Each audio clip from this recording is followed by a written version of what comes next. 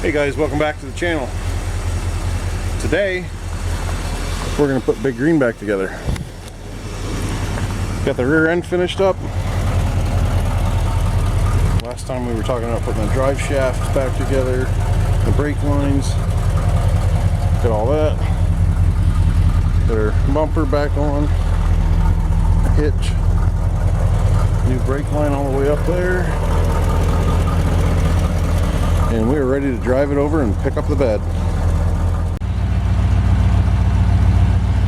Okay, there it is. We got the bed installed.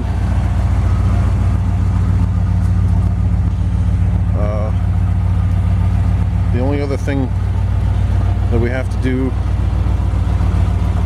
right away here is we got to change the cab mount bushings. I don't know if you can see, but they don't really line up, so there's cab's starting to sag a little. We're going to go ahead and change all those. Until next time. Thanks for watching. Don't forget to like and subscribe.